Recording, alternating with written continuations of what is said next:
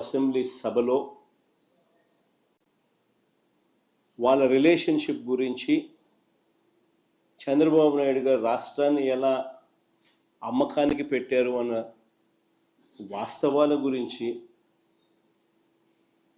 ఏకంగా రేవంత్ రెడ్డి గారు అన్న మాటలు నిజంగా ఇది చూసిన తర్వాత ఒకసారిగా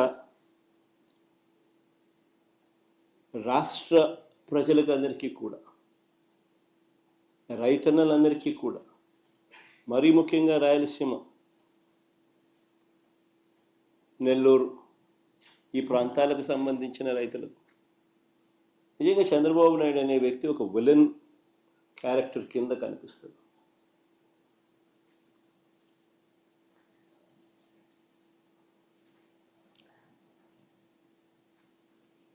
ఆ కుర్చీలో చంద్రబాబు నాయుడు గారు ముఖ్యమంత్రిగా కొనసాగుతూ తన సొంత రాష్ట్రాన్ని ఏ రకంగా తాకట్టు పెట్టాడు,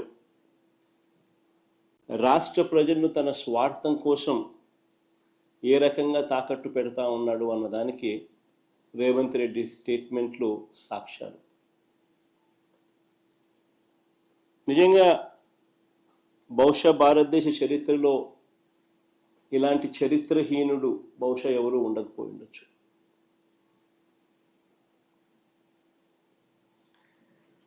చంద్రబాబు నాయుడు గారు, ఆయన ఇరిగేషన్ మంత్రి ఇద్దరూ కూడా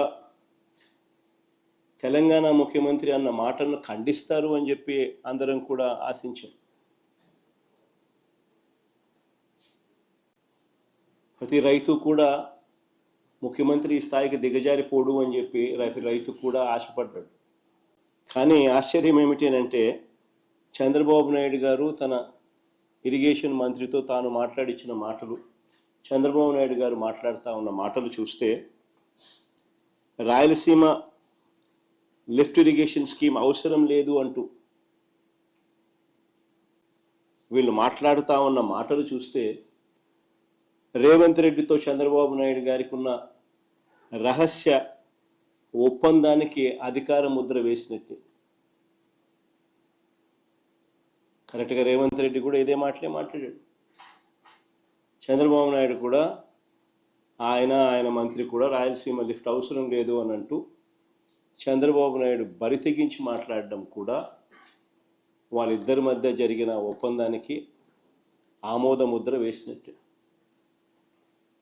అధికార ముద్ర వేసినట్టే.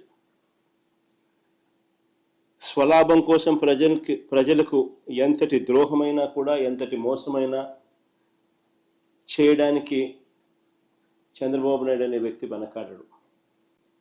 తన స్వార్థం కోసం పిల్లనిచ్చిన మామను ఎన్టీ రామారావునైనా వెన్నుపోటు పొడుస్తాడు.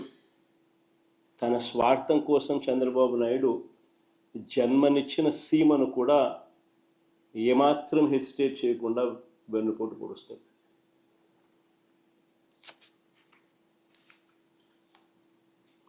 నిజంగా రాయలసీమ లిఫ్ట్ అన్నది ఒక గొప్ప ఆలోచన,